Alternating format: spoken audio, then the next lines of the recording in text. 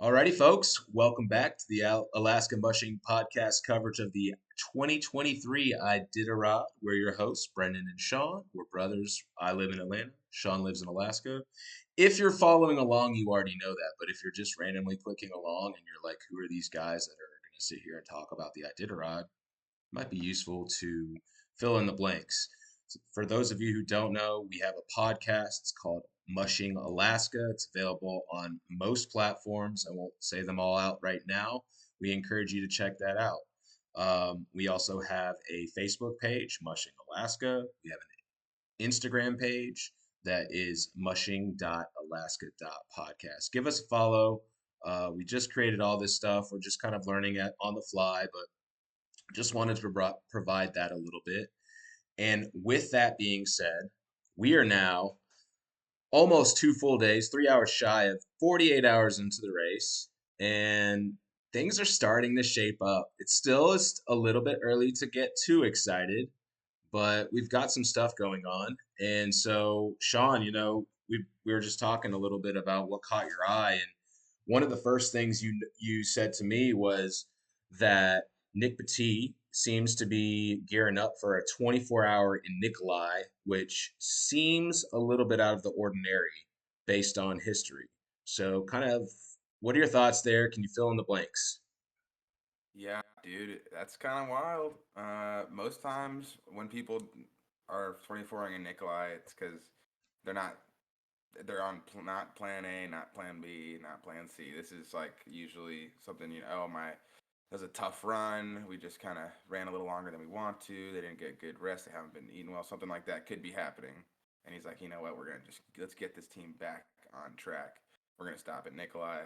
I was watching Greg Heister share his. Uh, Greg Heister is one of the Iditarod insiders. He also is the announcer for the Gonzaga Bulldogs. Fun fact. But he um, was saying he talked to Nick and he's planning on 24 and he's been there now for over 4 hours, which he could still leave in theory. A lot of times these mushers, it's not uncommon to just get to a checkpoint, say you're resting 24 hours because you can't actually start your 24-hour rest until you declare it. However, you can totally bail on it. So you can be like, hey, I'm going to rest 24 hours, but then you feed your dogs, they all eat well, they get a good rest, and you're like, you know what, never mind, I'm going to leave. And no penalty against you. You get to the next checkpoint, declare 24 again, and you don't actually have to decide your in that exact moment, but it's safer to go ahead and declare your 24. Um, but he seemed pretty serious about it, according to Greg, and uh, he's been there for almost 5 hours, and this is kind of starting to get to that amount of time where if he's still here after 6 hours, he's 24ing. He did just do a pretty aggressive start to his race. He ran 3 runs, one of a few mushers that ran 3 runs into Roan, which is that means that pretty long runs to start off the race. A lot of some people like to do that. A lot of people think it's better to do shorter runs, shorter rests, and kind of ease your dog's team into things. And some people think it's better to get out in front early, get away from the mayhem of things, and let your dogs kind of run off some of that crazy energy they have at the start. So he had a pretty aggressive start. He got to Roan on not too much rest and some pretty long runs, and then he ran straight from Roan to Nikolai, which is over 70 miles, which is much longer than an average Iditarod run.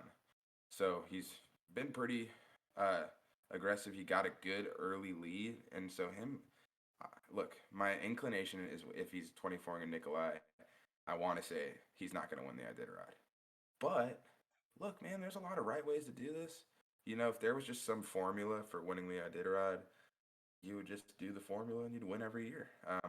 But a lot of times, this could maybe work out for him. I just would be surprised if it did because, uh, you know, it's not like he's going to get out of his 24-hour rest and there's just going to be like cold temperatures, hard trails, and fast dogs. I think it's still going to be pretty slow out there. It's supposed to stay in the 30s today and tomorrow.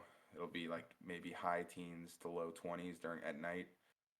things are still kind of warm and slow. The warmer it is, the slower the trail. And plus, the dogs get a little toasty, so they actually self-regulate and they slow themselves down so that they don't burn as much energy off at the warmer temperatures. So they self-regulate. The trail is slower and softer and wetter, and so it's not like he's going to come out of this and be able to just blast off. It's still going to be kind of a slog until Thursday when things cool down a little bit. So it's yeah, I don't know, man. It's kind of a surprising move, and you know, maybe we'll see him kind of push back to the front in a couple days. But what's going to happen is all these teams that pass in front of him are going to 24-hour rest. When they 24-hour rest, you'll see Nick moving towards them, and but yeah, I think we see 8 or 10 mushers that could win this at Iditarod right now. Yeah, and I think that's like the most exciting thing is that it's close, at least for now. I know at some point last year, Brent kind of didn't run away with it. Dallas was kind of breathing down his back there for a little bit, but there was like at some point I remember, I can't remember exactly where, but I know that I remember being like, man, this is getting kind of close to wrapped up. So I love to see that we've got some pressure on him, and even like let's say what were you were saying something that you were listening to one of the Iditarod Insider broadcasts where Heister was talking about how the last person to win the Iditarod who did their 24-hour Nikolai, like that was in the early 90s was the last time someone won. I think Yeah, what I'm trying to get my point being is like if the different mushers are continuing to apply pressure on Brent throughout the race, at some point it's going to be a lot of pressure on him. You know what I mean? So I love it. I think that it's interesting that, you know, I just feel like a lot of times we see Brent run away with things, at least here in the last like year or two. Um, and I don't know, I love to see that there is like anytime that I look on the tracker, sometimes there's a new name, and I love that. And I don't like looking and being like, all right, well, we know Brent's first. Who's second, third, fourth? It's every time I look, I feel like it's different. So um, the other thing I wanted to talk about, you mentioned the weather. So we're in a very hot kind of spell right now for most of the mushers, no matter where they are. I mean, 30s is just unheard of. I know that we were talking about Christian Turner. He said that he looked down on his thermometer and it said 50 degrees. Like, no musher is going out in that weather to do significant mileage to train for their dogs, right? yeah, yeah. No, that's really warm. Also, real quick, I'm sure this is not the case, but I don't know if I see you on the video. If you have the video up for everybody, I'm not sure, but I'll just leave that information there. I don't see you right now, Brennan. Um, there you go. Hey, Hey, uh, buddy. so yeah, man, 50 degrees is like crazy warm. 20 degrees is warm, and that's 30 degrees hotter than 20 degrees. So the this is where you know, yeah, you'll see. Pete Kaiser said this. You're gonna have to run your dogs at some point during the middle of the day, but when it gets to 50 degrees, maybe not. Uh, so a lot of these guys are really dancing around that heat of the day as best they can. You know, right now we see Jesse Holmes is out in lead, and I'm sure someone else will catch him and be out in lead. You see the winner, the leader of this race is gonna continue to change as we have these 24 hours happening, these 24-hour rests. But you know, Jesse's thinking right now it's 11:40. It's not quite the heat of the day, the hottest time of the day.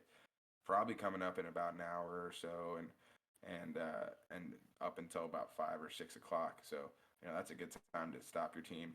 You know, so curious to see how he plays that out. If he pushes to McGrath and maybe takes his 24-hour there, um, but yeah, you know, this is changing. Everybody had this perfect idea. I think you know. Oh, maybe okay, maybe not everybody had a perfect idea, but my people had an idea of how they were gonna kind of play out this first 3 days leading into their 24-hour rest. Then you get these unseasonably warm temperatures, and maybe you were planning on having running this distance and resting this amount of hours. Well, now you run at 50 degrees, 40 degrees, 30 degrees, and it's a little more You're gonna have slower runs. They're a little tougher runs, right? So you got to adjust the distance, run shorter distances maybe, or rest for a longer amount of time. You see, Nick Petit already made his adjustment, right? He ran through the heat of the day. He made some really long runs through some really tough trails. He just tackled the moguls between Roan and Nikolai. He said, you know what? This has been a really tough mileage. I'm gonna take my 24 Nikolai because that's what I think that my dogs need. And you mentioned about the competitiveness and how people, mushers are all kind of in this. There's a big group here that's in Nikolai, that's all kind of chomping at the bits to get out in the front. But look, man, one of the mistakes you see people make, and we hope Jesse's not making that right now, but odds are somebody is that you start to race too early. Like this isn't like you can't be thinking too much about what everyone else around you is doing. Like you just kind of want to stay like within striking distance generally, but you don't need to like worry, oh, I'm like an hour behind. It's like, all right, dude, you're an hour behind. We got 700 miles to go, right? You can start racing at mile 250, but by mile 500, you're like, oh crap, we're only halfway in. So you really can't start racing yet. You got to run the dog team that's in front of you and not think about other people's moves, what they're doing. You know your dogs. You've trained your dogs. You know what their body language is telling you. You know what the way they're running is telling you. You know what their appetite's telling you. And so you got to use that information and not really factor in what everyone else is doing around you all that much, especially at this point in the race. I mean, Brent Sass has a tattoo, run your own race, right? And we can just kind of like summarize where we are in the race right now, that couldn't be more applicable, right? Like, run your race, figure it out. Everyone's in the same conditions. Right now, like, everyone's bottled up for the most part. There's no one out of rainy, everyone's out of rainy pass. So everyone is either heading to Rhone, at Rhone, heading to Nikolai, at Nikolai, and I guess what? Um, Holmes and Sass are through Nikolai. So there's just like everyone's still relatively close. And we were talking about this earlier. It does look like Brent just stopped, actually. Yes, So he's a little less than 20 miles past Nikolai, and he's resting. And Jesse Holmes is still running. So he's building right now a little bit of some mileage between him and Brent. There's about 6 miles, and he's still running about 9.3 miles. So it'll be interesting to see. Does he take his stop here, or does he just push through in 24-hour McGrath? And oh man, it's just so much to speculate on. One thing that I did want to do is we did have some unfortunate news that we had our first scratch. And so I'm just pulling that up now. And it was funny actually last night. We recorded our last video, and then I was doing some kind of prep work for things, and I saw the video. So Jen LaBar is coming into Rainy Pass, and she's coming down this huge hill, and it that's takes. a Happy River step, by the way. What you saw in that video, that is a Happy River step.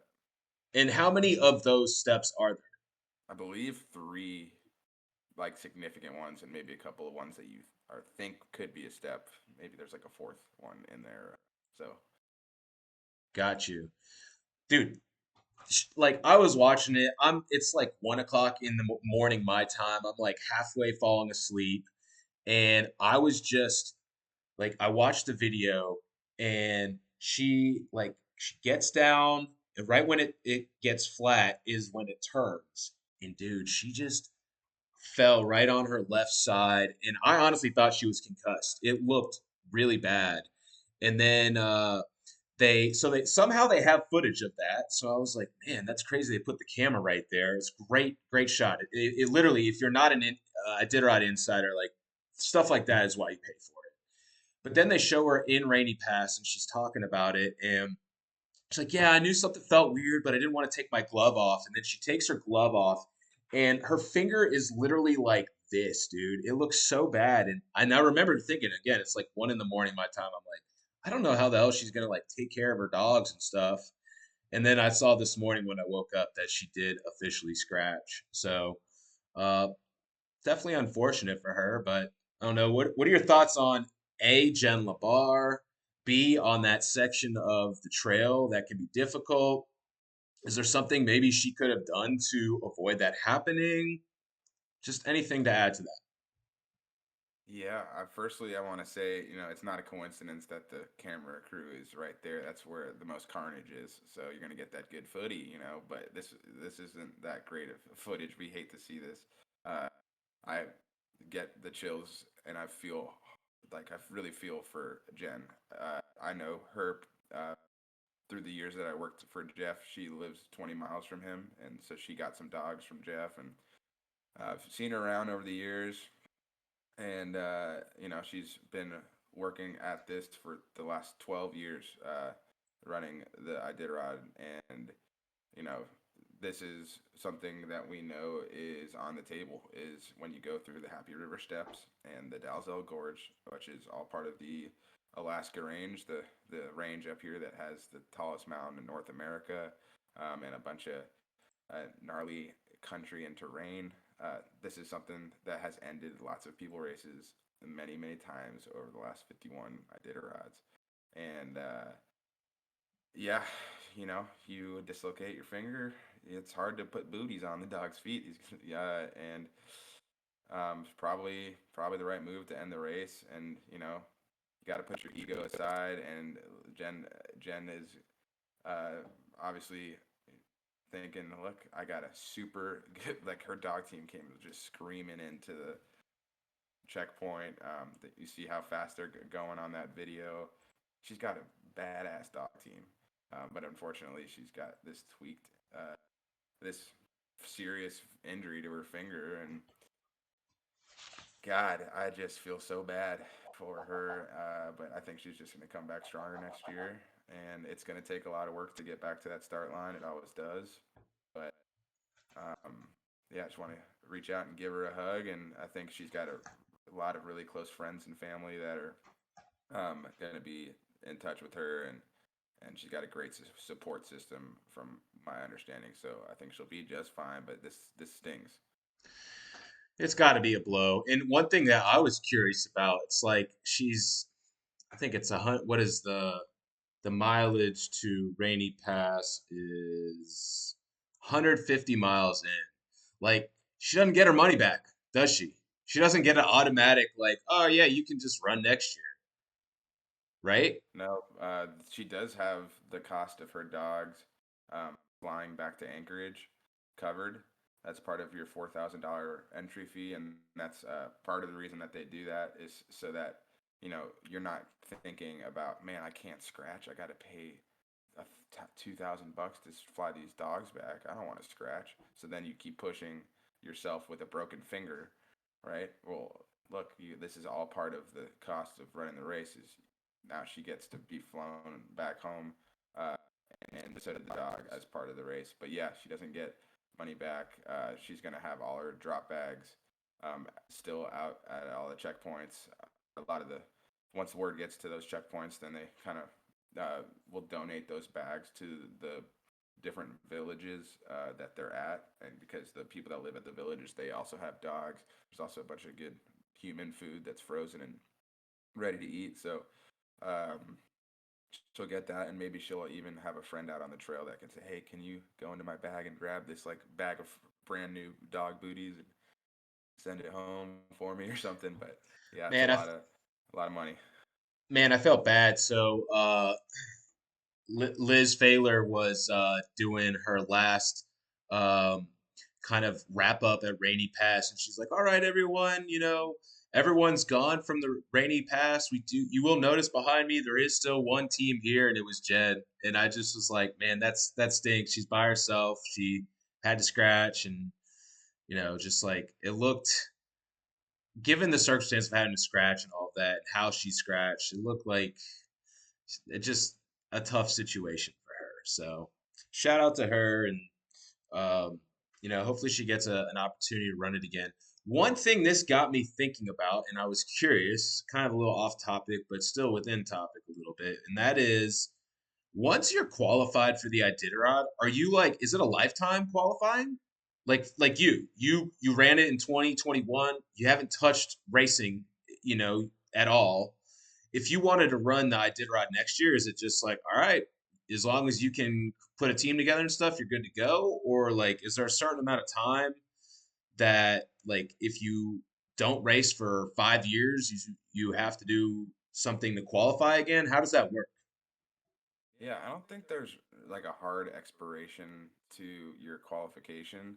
Like Christian Turner's a good example. I don't remember when he ran, but I want to say it was like 14 and 15 or something. So I was like, you know, a long time ago. Maybe it was 2017. I'm not sure, but he's been at least 5 years since he's been really running dogs at all. So uh, yeah, you're allowed. You're still stay qualified. You have to stay in good standing with the race. So like if you maybe at some point if you take 25 years off and you come back and you got a big old gray beard and you're walking around and your knees like all busted up. They're like, hey man, are you like good to do this? You'd be like, oh yeah. They might say, hey, you know what? Why don't you run a race or two before you run Iditarod? And let's just make sure you still got it. So they basically kind of make it's at the Iditarod committee's discretion. I also want to say that as much of a bummer as scratching is, it's still just a race, and it's not a big deal. It hurts and it's a bummer, but like you got to remind yourself, it's just a silly race, right? This isn't the highest of stakes here. We're just out here to have fun and enjoy the trail and be outside with the dogs. And if you hurt your finger, you hurt your finger. You come back, do it again. It's not a big deal. And I think she will be good at keeping that mindset. I agree with what you're saying. I just think like you put a lot of time and effort into things, and so like we're talking like less than 2 days into the race, she's having to scratch. That just feels like you had a lot of work and effort and money spent and like so much sacrifice spent, and to have it cut short because of a fall, just it sounds unfortunate. But you're right. It is just a race in the grand scheme of things. You move on, but just still is a tough pill to swallow. I'm sure it'll take her, a few days to kind of accept what happened. And just to follow up with you on your comment, Christian Turner has run two Iditarods. 14 was his rookie, 15 was the last one he Oh, ran. dude, I So, nailed it. yep, good job there, sir. So keeping things short, I want to I know that you wanted to touch on Brent specifically. I had a question for before we started this recording. I was curious as to how his schedule thus far um, lines up with what he did last year. So I was curious if you can kind of fill us in there. It's tricky to like go back and know exactly what he did last year, unless because you can't go back and look at the GPS tracker, but you can look at like the checkpoint times that like when did you arrive at a checkpoint, when did you leave one, and also the time that you spent between each checkpoint. So like let's say he spends 11 hours between Nikolai and McGrath last year.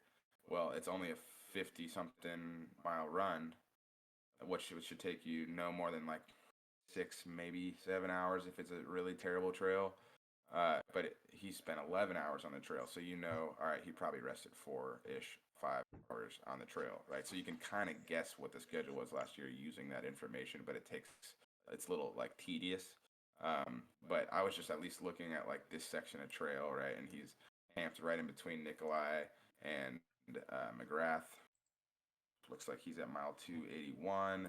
Nikolai's at 263 and McGrath is at 311. So he's got 30 miles to McGrath. He's camped from there. So he's not going to stop in McGrath for his 24-hour rest because it's only 30 miles away, right? You want to make a decent push into your 24, and 30 miles is kind of short. Um, Takatna is 50 miles, just under 50 miles away, right? So he's probably not stopping in Takatna. And if you base it on last year's race, right, he would be stopping for sure in Iditarod. But it's possible that he makes a change. You can't just stick to Plan A. The trail's really soft and notorious. It's notorious between Ophir and Iditarod to be a very slow trail because Ophir is an abandoned gold mining district and town. It's not even much of a town that you can really see of it anymore. So no one lives there, and no one lives in Iditarod, which is the namesake of the trail. Right? They call the Iditarod Trail like imagine the Oregon Trail. It's not like the trail was only in Oregon, right? It was the trail to get to Oregon, and same with Iditarod. So people took this trail from down from Willow and Anchorage to Iditarod, but also people went from Nome and went down, right? And these trails kind of converge at Iditarod, where it was like this huge gold mining town 100 years ago. So right now it's an abandoned town. So is Ophir, and the stretch in between those trails is super uh, soft, I think, is my guess, especially with these warmer temperatures. It's possible that you could time it to where when it gets cold at night, if it gets down to single digits, that softer trail kind of hardens up a little bit and comes a little faster. But you're, I think the two places we're gonna SAS is either gonna push from mile 281 to 352 and do a 70-mile run to Ophir and 24 there, or you're going to see him run just short of an Ophir and then maybe uh, camp somewhere between Ophir and Iditarod, do a short camp, uh, if at all, and then push to Iditarod, right? So he has pushed to the halfway point in the past and gotten a really slow trail and then 20 forward. And he's admitted this in years past where he shouldn't have done it. And then all the teams behind him took the same trail when it was colder and it was faster. And they gained like an hour or two of running, of just the run time was an hour or two faster for everybody else. So they all caught up to him, and he kind of lost his competitive race. So picking where your 24-hour rest is like kind of gonna can in some times determine, just that decision alone determines, as you're seeing with Nick Petit, if you're gonna set yourself up to have a chance to win it. Right, you just got to set yourself up to have a shot. And And with you said that cold weather's coming Thursday. So like in my mind, the mushers know that. I'd be taking my 24 hours pretty soon, right? And then knock that out and set yourself up to get going again once that cold weather is finally here. Is that just a noob like me having some, you know, line of thinking that's off based, or do you think they're thinking like that? absolutely, that's a good way of thinking of things. Trying to pull up the forecast here, uh, but let's see. The yeah, you want to set yourselves up to get moving as it gets colder, and for Alaska, go. Uh, so Ofer says uh, it's gonna be mid 20s at tonight. It's gonna be Which is in the still lower. warm for Yep, folks, still, but like you'd much prefer lower to mid 20s than 30s, but it's still obviously. pretty warm and slow. And then you've got uh, Wednesday during the day, you see potential for some precipitation, and it's lower to mid 30s, so it's going to be wet and damp and Sluggish. slow, Yeah. slog. And that's Wednesday during the day, and then Wednesday night you see, uh, let's see, lows 3 to 11 above. So that's actually Wednesday night. You're starting to see cooler temps, and then it gets warm again on Thursday, and then really like below zero temperatures Thursday night. So Wednesday night you're gonna see some good running temperatures for the first time in a while, and then Thursday maybe you kind of rest your dogs a little bit, and then Thursday night you see that 5 below 0. That's like the perfect temperature, and it gets back to some proper winter after that. It looks like so. Yeah, maybe you're thinking. Uh, Look, I'm gonna get Wednesday night. I'm gonna get a decent moving, a decent temperature. Maybe I can set myself up to leave when it gets cooler, have faster trails, and my dogs will be all rested up.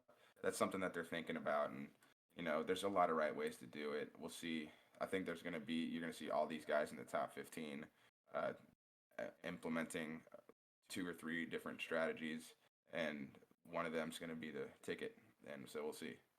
And let me just ask this: how readily available is information like weather to mushers? I mean, I know you're not supposed to have your phone, but they do have their phones.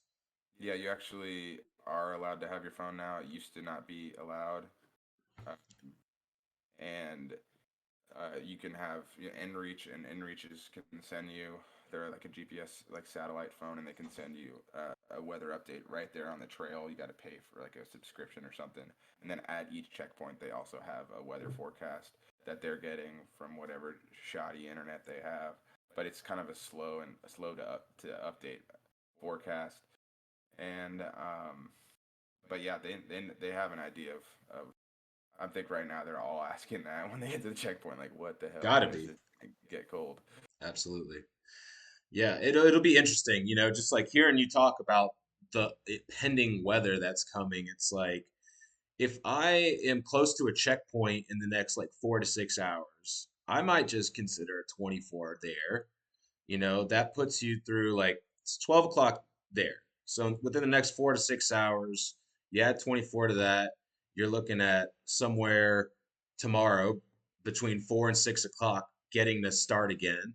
I think that's a great time to start. You're getting cold again. You said Wednesday night's going to be the first real like winter-y conditions for the Iditarod. I think that's a great thing to like set yourself up for, and then have a nice long run. You said it gets warm again on Thursday during the day, but then we really see what they want to see come Thursday night. Just I don't know. If I'm I'm not a musher. If I am though, and I'm equipped with that information, that's what I would be kind of thinking. But we don't have Yeah, to theorize too much and get lost on that. I yeah. have two more quick points that I wanted to bring up. I am curious if you saw, I was watching a couple of the videos as Brent and Richie were checking into Nikolai. And Nikolai is the first, what is you would say Native that, village, say it again? the first native village. You know, it's the Thank you. first village. Right. And I Uh, noticed whoever the woman is that is checking them in, someone must have passed. The first video I saw, Brent, he's doing his check in and he pulls out some sort of a bag. I don't know if it was notes or what to give to her. And he just said, sending you and your family my condolences. The woman was pretty emotional. And then the next video was Richie Deal. Same thing. He pulled out something to give to her. And I was wondering if you knew more about that, but even if you don't, I thought that was an interesting thing, just to kind of notice that maybe if you're just focusing only on who's winning the race, that you would overlook that. yeah, dude, thank you for bringing that up. Actually, I didn't watch those videos yet, and I will be make a point to do that later. But look, man, these guys are out here running the race most years for several years. You know, I don't know how many times he's run Iditarod, but it's probably close to double digits. And you know, you develop these relationships with the people in the villages that see you every year, and they're excited to see you. And know I know specifically that you know, Brent Sass, where he trains up in Fairbanks, he mushes to villages from near. Well, he doesn't live in Fairbanks, but he's like 3 hours from Fairbanks, and then he mushes to other villages that are up in that area, and goes to those villages. He sits down for dinner with some friends, and they're, you know, and then that native community up there, and they love to see him. He loves to see them. You should follow him on Instagram, Wild and Free Mushing. He's got Wild really and good free. content. He's got really good content, and he always is sharing the those relationships that he's formed at some of these different villages. And then of course Richie Deal lives in, I believe, Aniak, which is like 60 miles from Bethel in Southwest Alaska. So he lives in this one of these villages, right? So they understand uh, village life. Like it's a different than anything you know, Brennan's ever experienced. I've maybe gotten a slight glimpse of it. You know, it's a unique lifestyle, and these people are really amazing and tough people. And so, you know, when someone passes away, that you've seen every year for the last 10 years, which is, I'm assuming, is the case for Richie and Brent. You know, you give them something nice. And this isn't just something that happens if when someone passes away. It's like every year these mushers are bringing. I remember one year Jeff brought these huge tubs of animal crackers that he sent out. Like he paid to send these out to each checkpoint as part of his like drop bags, and he just like get to the checkpoint and just like start handing out animal crackers to all the kids. And so that's what it's all about, man. This is about like community and how this brings people together, like not only within Alaska but around the world. And that's like a huge part of this race is like those relationships that are formed, and so that's really cool to see. Nice, nice. I'm glad you could provide a little more depth to that. The last thing I want to do before we shut off for this session is I know you were talking about Jesse Holmes, and I don't know, it's love to see him at the top, right? And Hmm. second place last year. Um, so hoping that he can consistently uh, add that pressure to Brent. But yeah, what are some things that you're seeing from Jesse that are standing out to you or anything like that? Yeah, actually, exactly what I thought was going to happen, which was when we press record. By the time we were done with this, we would have an answer, and it looks like we do. He's says his speed is 1.3 miles an hour. What that usually means is that he stopped his sled, and the GPS tracker is not perfectly accurate all the time, especially at those lower speeds. So he's probably camping his dogs right now. He just started doing that at mile 290, which is 9 miles ahead of Brent. So we have our answer. He's not going to be 24ing in McGrath, probably. He'll camp out the dogs. And since he's at 290, let's see, that would be 40 miles to Takatna. He's probably not going to 24 there. So what you might see is that he goes from 290 after probably a short rest. He'll go from 290 where he's at on the between Nikolai and McGrath and goes straight to Ophir, and you might see him 24 there after a short rest through the heat of the day. Right, he's right now we're at the heat of the day. It's 12:11 p.m. and it's getting hot. So let your dogs rest in the heat, and then right before sunset starts, you kind of get them moving, get them warmed up, and right when the sun goes down, they hit their stride hopefully, and they can blast off towards Ophir through the middle of the night, and you know maybe he'll 24 there, but maybe he'll push to Iditarod. But my money is on Jesse pushing to Ophir after this rest on the trail, and I think he's set himself up pretty good at this race. But like Is I said, things change with your dogs. We'll see what happens. is Iditarod the last place that you can 24, or can you take a 24 beyond that? You can literally 24, I think, anywhere you want, but Is nobody it does I ever thought it had to be before the goes past. coast. Maybe it does, but like it's never that's never a factor. Like it's been pretty much tried and true for the last 51 Iditarods. Like you you don't 24 past halfway, and Iditarod's halfway. If you Okay. you're not gonna it's not gonna bode well for you. It's gonna be kind of a waste of time. Okay. So these guys are gonna be. It's all you're gonna see the occasional Nick Petit and Nikolai. Maybe we'll see one or two more mushers that go do that, but McGrath, Takana, Ophir, Iditarod. Those are the four checkpoints. You're going to see the 24s be declared. And you got this is where, look, it says that uh, that Jesse Holmes and Brent Sass are, quite a ways up in the lead, but we still have, let's see, all these guys. Oh, there we go. We got Nick and taking his 24 and Nikolai. We'll see how that move plays out. But you got, Ryan Reddington's. He's been there for over 4 hours. So you might start to think maybe he's 24 in there, but I don't know.